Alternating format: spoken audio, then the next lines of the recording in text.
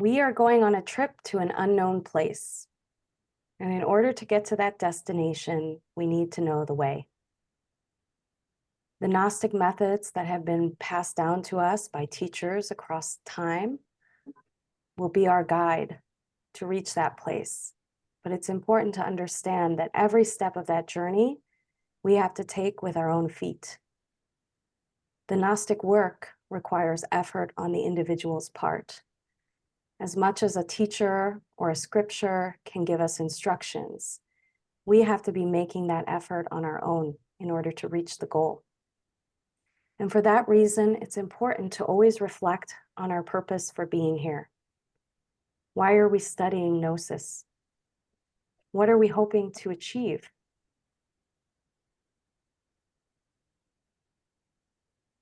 Each of us have a personal goal. And by not losing sight of that goal, we should be able to reach the end without giving up. As difficulties come up, always holding on to our purpose and what we are seeking will help us to accomplish that goal. But in addition to all of our personal reasons for being on this path, there's also a cosmic purpose to the Gnostic work. All of us have the opportunity to become fully developed human beings if we know the methods, if we apply the science. The human being has an important role in the cosmos, to be a caretaker of all living beings, to be a servant of divinity, a vehicle through which divinity can express within creation. But that is not something that we currently have. That is our goal. That is what we are working toward. In order to achieve that goal, there are a few things we have to understand. Today, we're going to learn about what Gnosis is. What does it mean when we say Gnosis? That type of knowledge is distinct from the type of knowledge that we learn in school. Most of our education nowadays is just to educate the intellect and the mind and to stuff us full of information. So we're going to understand today a very clear idea of what Gnosis is and how that knowledge is different. And also, what is the goal of the Gnostic work? Why do we apply this method to ourselves? Why do we undergo the struggles of working with a spiritual method? What is the goal? What is the purpose of that? Secondly, we're going to learn about consciousness and the role that consciousness plays in helping us to reach our spiritual goal. And finally, we'll apply a spiritual principle to ourselves in a practical way to understand how we can have the right foundation for beginning the Gnostic work. So Gnosis is a Greek word for knowledge. It is the knowledge that we acquire through our own experience, as opposed to knowledge that we are told or believe in. This is different than our intellectual theories or our beliefs, right? Many of us may have theories about spirituality or religion. We may have deep beliefs that we feel very emotionally attached to and have held on to for a very long time. But Gnosis is a knowledge that we gain by living through something directly. That direct experience is completely different than just having information in our minds. I think a good analogy for this is considering a person who reads a lot about a topic, let's say the topic of war. They read many books about war. They might watch films about war or look at movies. And that information that they gain helps them to develop their own opinions about war, their own concepts or theories about war and why it occurs. They may even have very strong beliefs about war based off of the limited information that they've been exposed to. They may believe that war is justified, or they may believe that war is evil. That kind of knowledge is very different from the experiential knowledge of someone who has lived through and fought in a war. That person deeply knows in a very profound way what war is, the effects of war, whether it is good or evil. That person has lived through it and has been forever changed by their experience of war. If we compare that with spirituality, that's the kind of distinction that we're making when we talk about Gnosis being experience.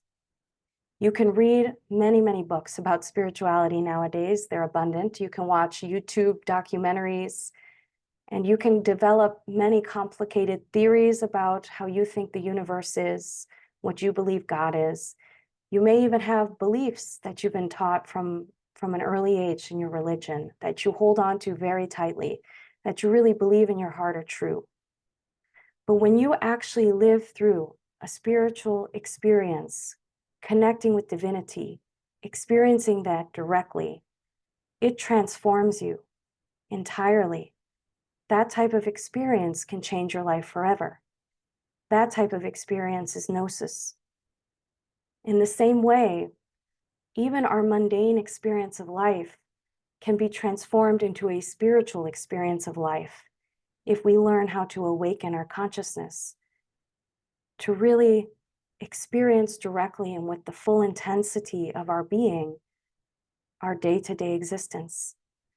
That's why the founder of this tradition, Samael Aun Weor, wrote that initiation is life itself intensely lived.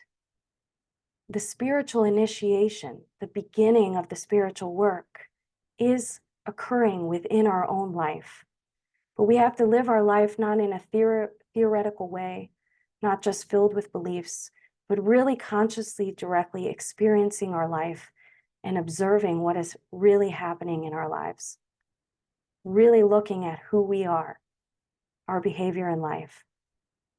Really trying to understand reality in a conscious, deep, and profound way.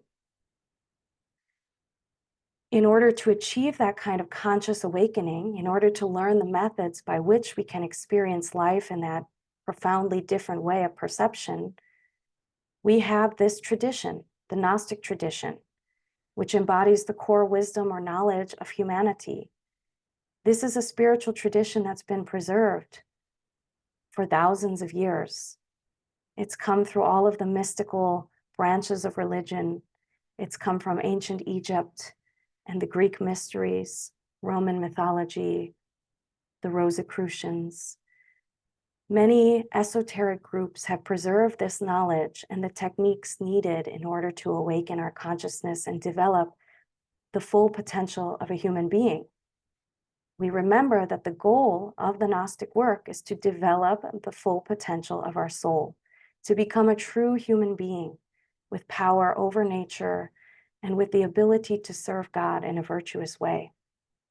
So our goal is to become Gnostics, people who have that direct personal experience of divinity, people who are transformed in their lives by their connection, their living connection with divinity. Gnostics are also individuals who embody the highest ethical and spiritual values, such as temperance, diligence, humility, chastity, generosity, and more.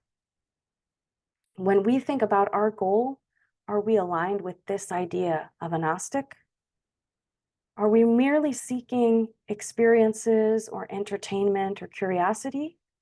Or are we actually looking for a profound transformation of ourselves and our lives? Are we looking for a way to become virtuous, to connect and serve divinity? That's really important that we understand this method is intended to take us to the heights of spiritual development and purity, to really crystallize an ethic in us that is so profound it transforms our life and our being. Samael Aun Weor also stated that the hour has arrived to abandon theories and go directly to what is practical. And that's why Gnosis is not a theoretical kind of teaching. We can make it theoretical if all we do is read some books or articles and then we never apply them to our lives. But in truth, Gnosis is supposed to be practical. These are teachings that we use upon ourselves to transform ourselves in a real way.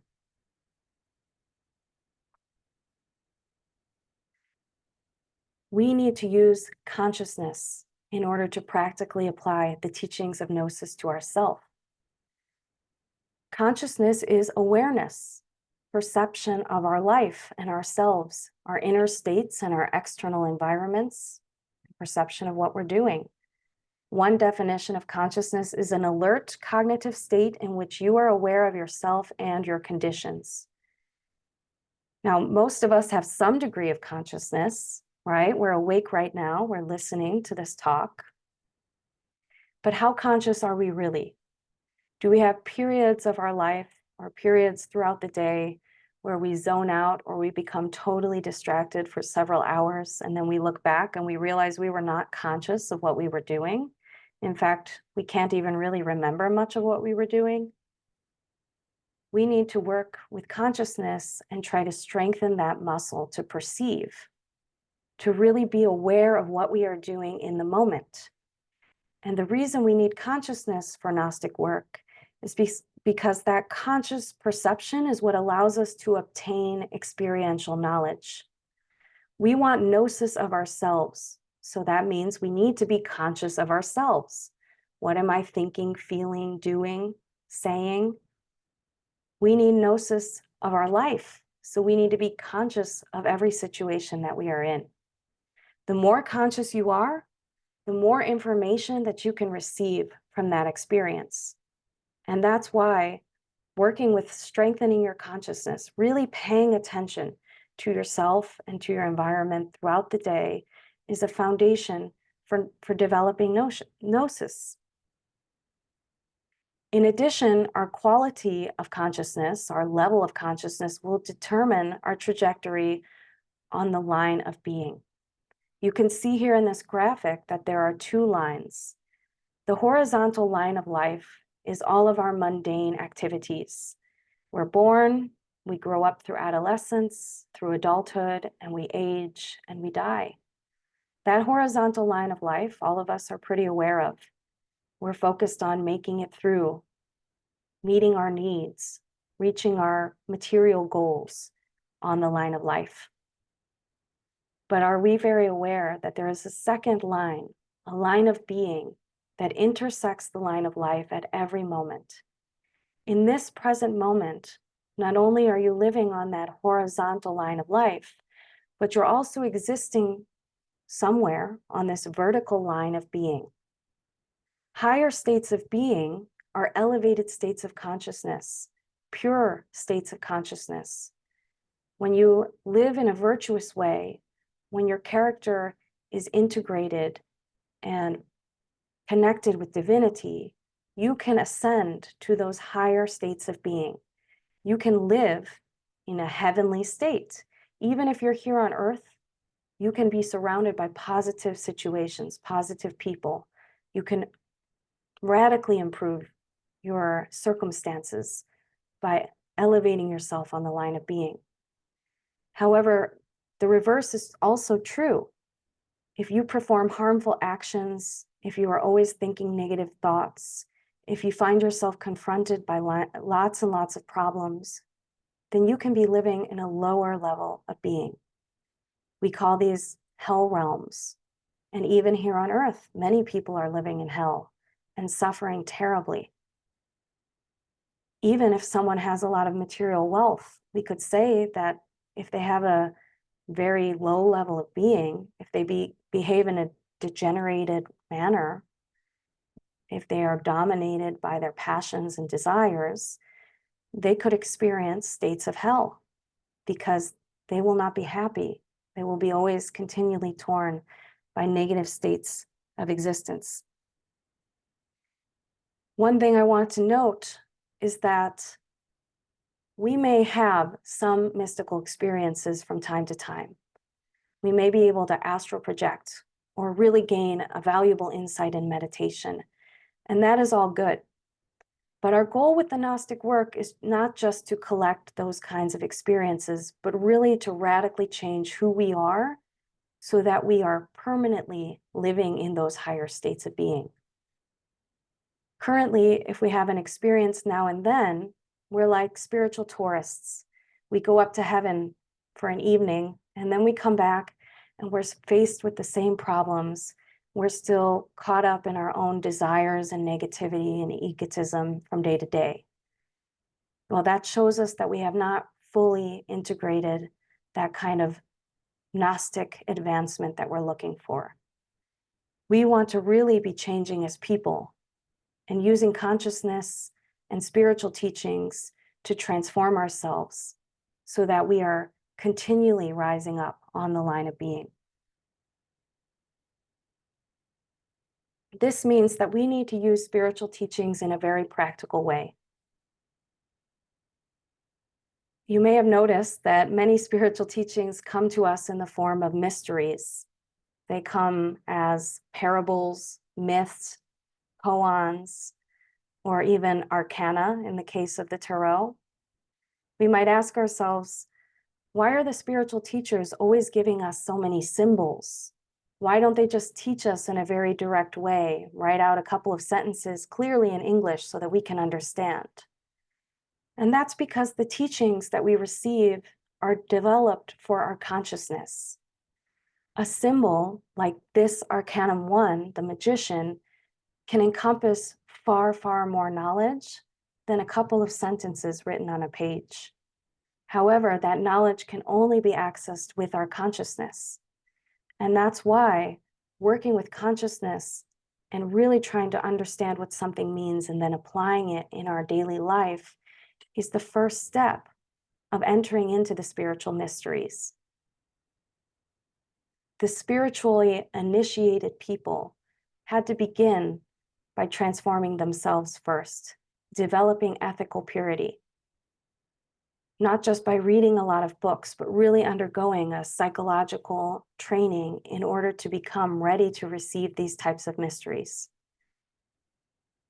I thought it would be useful for us today to look at this teaching, the magician, Arcanum 1, the very first mystery of the spiritual work, and to try to apply it to ourselves. So although this card holds many, many levels of meaning that we can't discuss today, we're going to look at it at its most basic sense. We're going to try to understand why the magician is the first step in the spiritual work, why understanding this mystery is required before we can enter into any of the rest of the mysteries. So on its most basic level, what does it mean to us that we have to master this principle of the magician in order to really begin our spiritual journey? Let's ask ourselves, let's apply this in a practical way to ourselves. Are we currently the magician? A magician comes from the word magush, which is a priest, a very, very highly developed spiritual person, a person we assume has some level of mastery, right? And in fact, Sama Vior taught us that this arcanum gives aptitude in order to resolve problems. Do we have the aptitude to resolve all of our problems?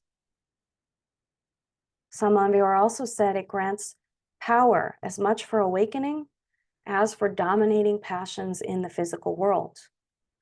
So if we look at ourselves, do we have the power to awaken consciousness in a radical way currently? Do we have the power to dominate our passions, our selfish desires in the physical world? Those two are very closely intertwined.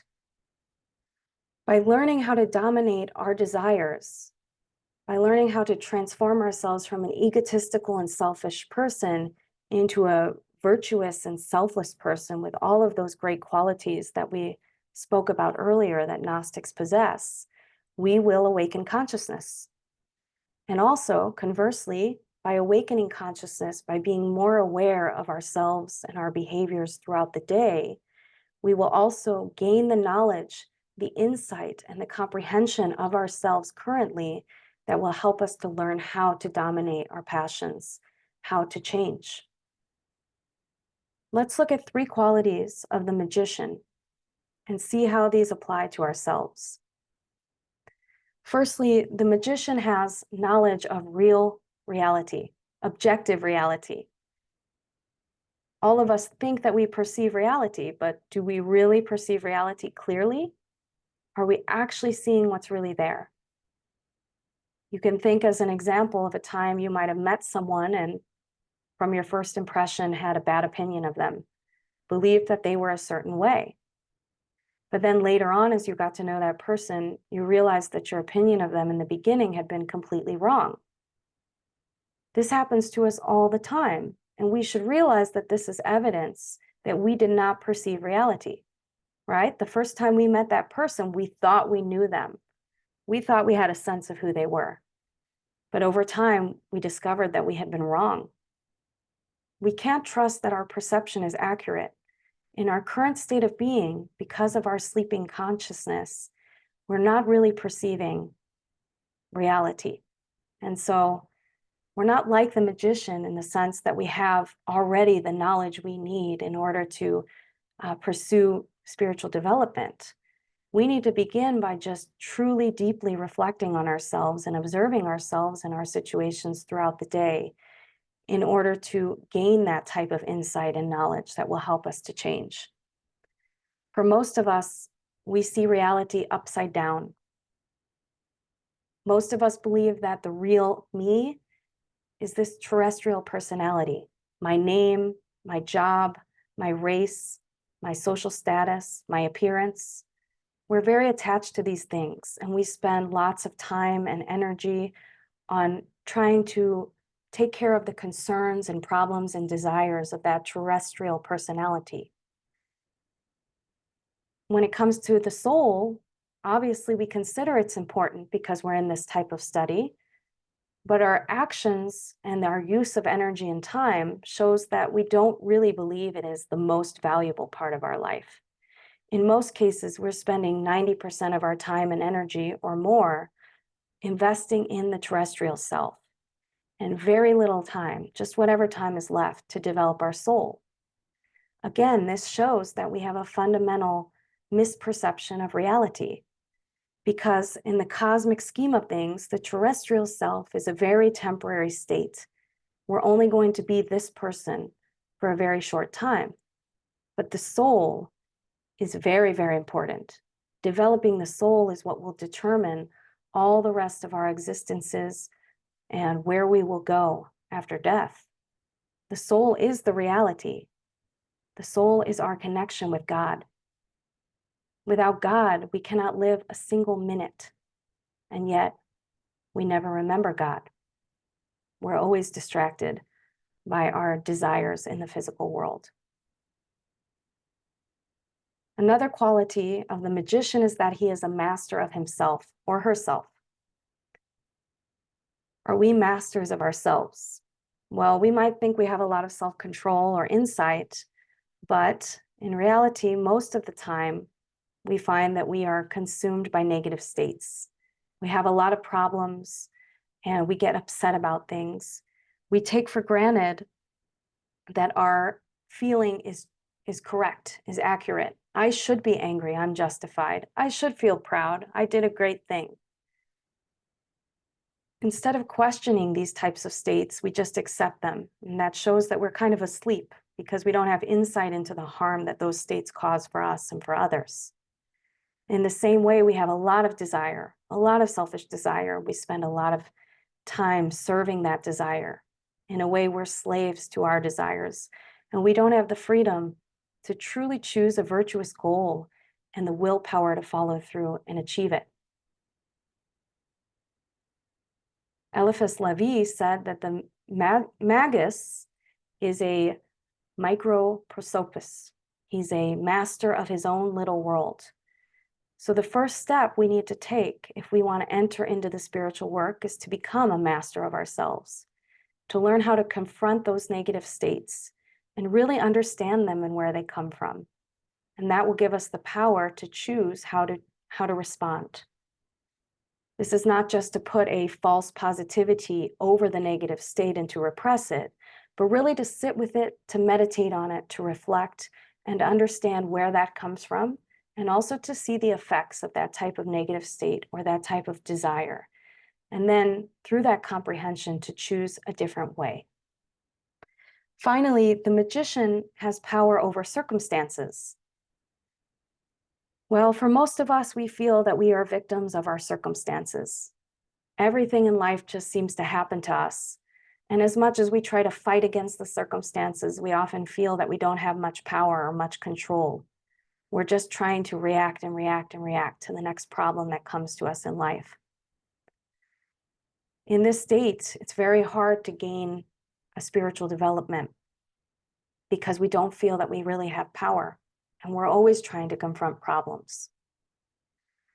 On the other hand, if we take the magician as our archetype for beginning a spiritual work, the magician takes responsibility for himself and his life. That's the first step. We have to take responsibility for how we respond to life. Although we cannot control the circumstances that may come our way, we can control our responses to those circumstances. If we remain unconscious when negative situations happen to us, well, we'll interpret them very negatively and we'll respond to them negatively, and we'll end up creating more problems. Someone insults us, and because we're unconscious, we get angry. We sit in that anger. We allow that anger to infect the people around us as we gossip about this person. And then we insult that person, and the problem goes on and on and on.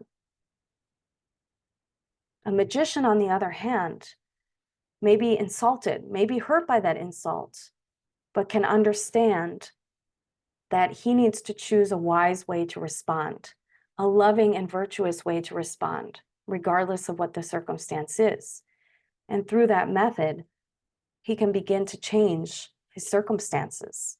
A problem that would have gone on and on and on if we had fed into it can very quickly be resolved if we respond to it with serenity and with virtue.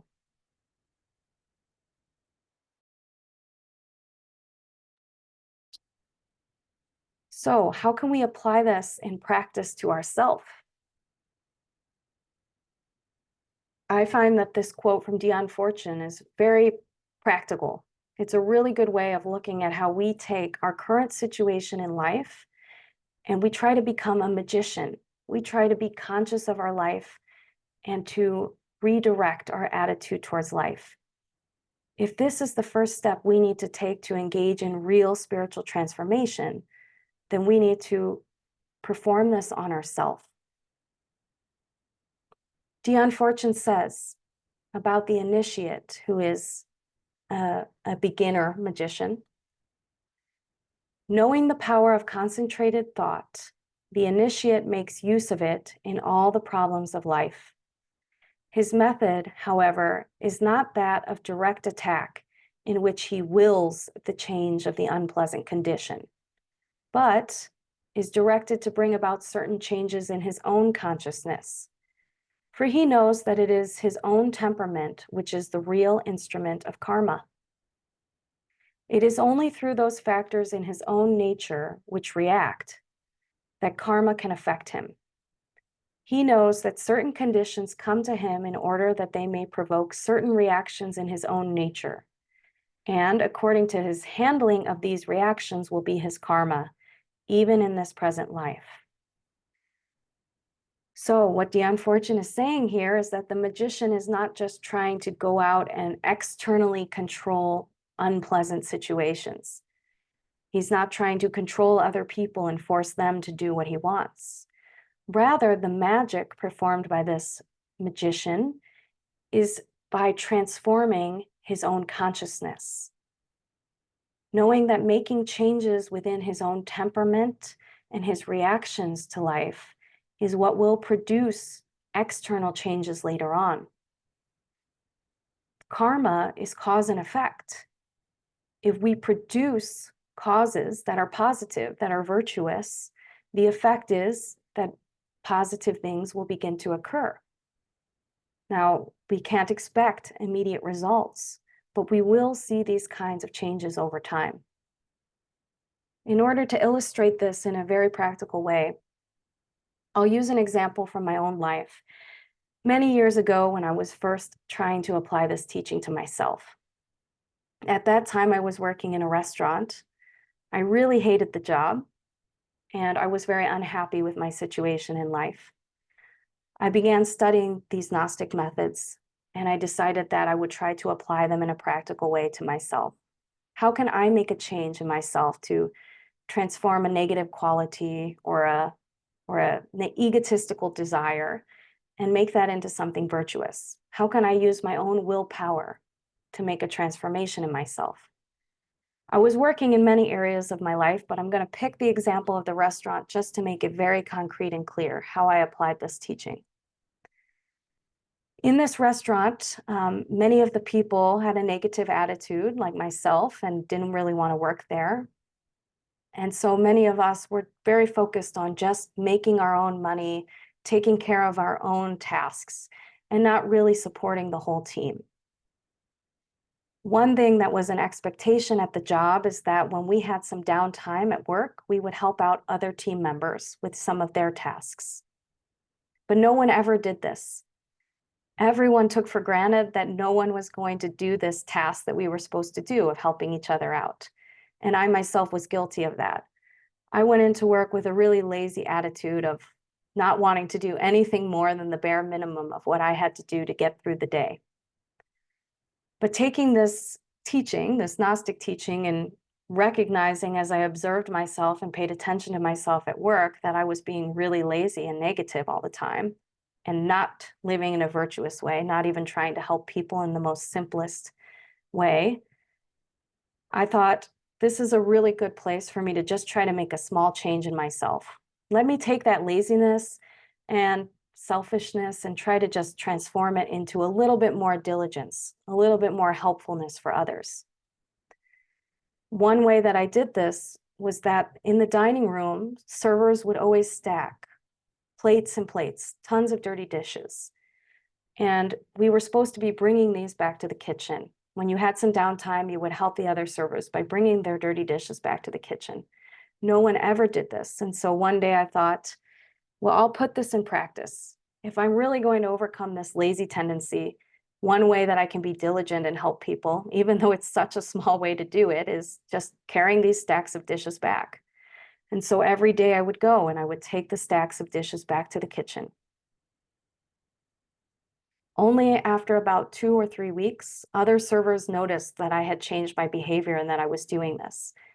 And maybe it was out of guilt or compassion for me, but those other servers also started to help. They'd take the dishes from me, or when they had downtime, they would start taking the dishes back.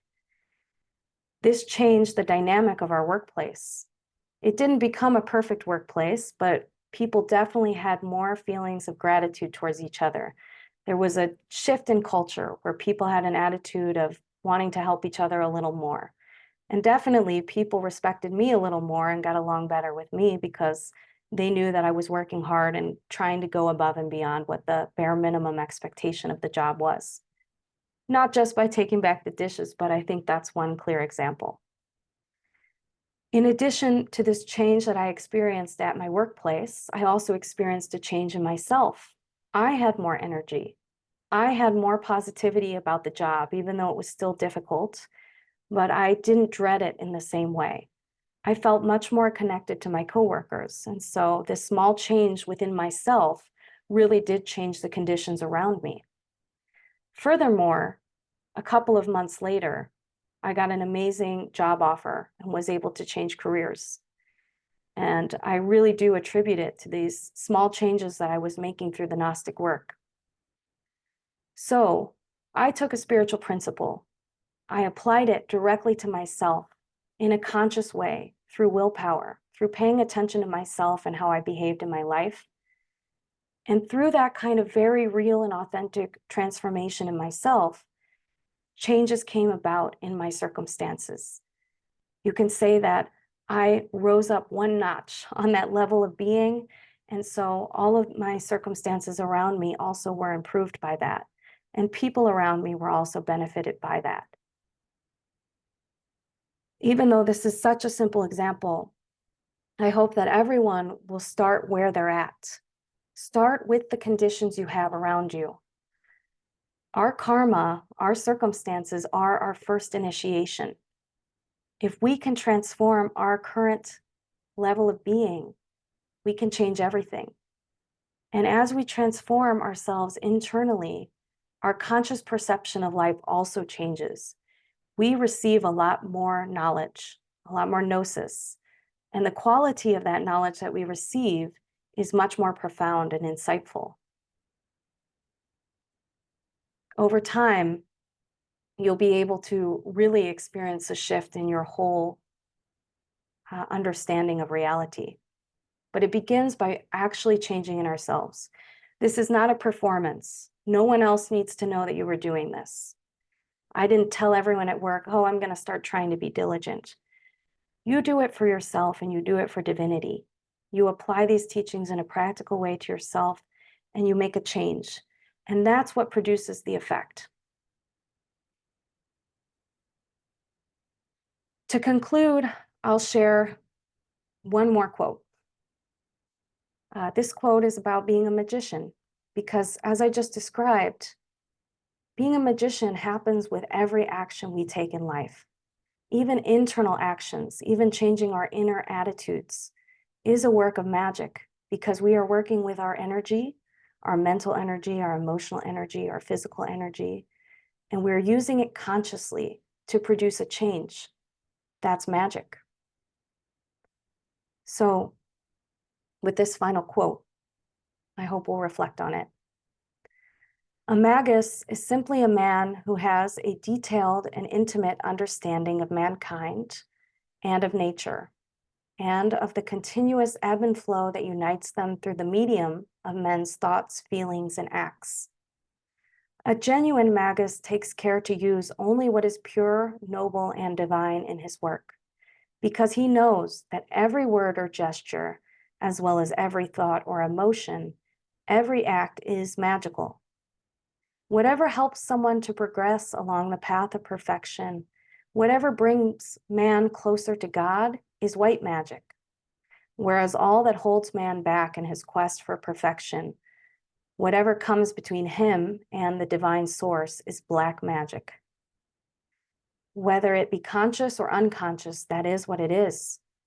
With this definition of magic, you are now in a position to decide what kind of magic you perform. Are you a black or a white magician? So firstly, if we're using our energy unconsciously, that needs to change. We need to start paying attention. Our assignment to start off this course is to pay attention to our life and ourselves. How are we using mental energy, emotional energy, physical energy? How are we moving through our day? We need to shift from this kind of unconscious use of energy to a conscious use of energy, so that we gain some of that willpower to produce results and changes that we want. Secondly, we need to perform actions and make changes that bring us closer to God. We are striving for a virtuous transformation. Egotistical desires and pursuing egotistical aims is black magic. Trying to use our willpower to control other people or to get more money or more power in the physical world is a definite obstacle to this work. It's black magic. Trying to use these teachings in order to strengthen our pride and our sense of self and to brag to others or show off is also black magic. That becomes a huge obstacle for us to connect to divinity. Remember that the true Gnostic is humble. The true Gnostic has an open mind. The true Gnostic lets go of desire and expectation and is able to see reality as it truly is. Those are the steps we have to take. And the most important thing to remember is that we need to be conscious of how we use energy. Our use of energy is magic. So let's use it in a positive way. At this point, I think we will end the lecture.